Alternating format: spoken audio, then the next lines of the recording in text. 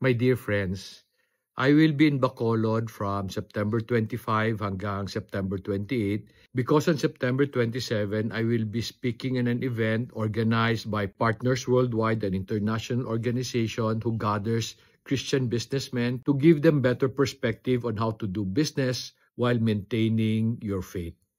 And since I was invited already sa Bacolod, I decided to maximize my stay doon. And that's the reason why I am coming on September 25. Sa September 25 sa gabi, we are organizing an event called Kape Tayo. It's something I do when I come to a certain city.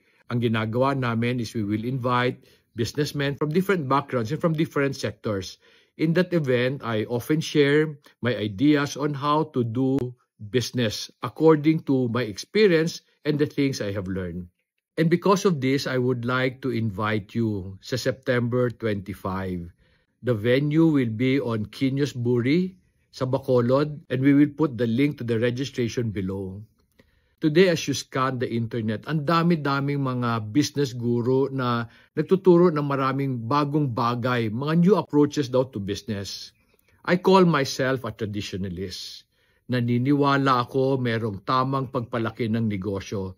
And often ang style ko only requires what you have. I am hoping that I can explain to people paano magsimula sa negosyo kung anong meron ka, maski maliit ang pera mo. And then paano padamihin yung pera mo para sa tamang panahon, kikita din siya. I use two references in managing my business. I use the Bible because I really believe it's a business book. God gave it to us to guide us in how to profit. And then I use the plant as a model. Alam nyo ba na ang tanim, pag pinilit mo mamunga ng maaga, ikamamatay niyan. And I discovered that is true in business also. So on September 25, I will talk about how to steward a business properly para kumita siya ng tama. Naniniwala ho ako, walang negosyo ang dapat mag-fail. Kung nag-fail siya, ibig lang sabihin, meron tayong hindi ginawa na tama. And hopefully, in that short session, mabigyan ko kayo ng proper perspective. And then, simple lang ang registration. In order to register, you just have to pay 1,350. Yung 350, merienda ho yun. Yung 1,000 is to buy my 2 new books, The Entrepreneur's Journey to Fruitfulness. And the other one is entitled, The Greatest Salesman I Know Does Not Sell.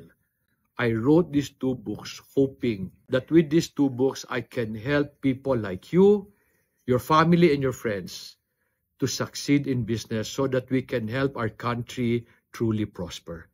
So I hope to see you then. But for the meantime, may God bless you.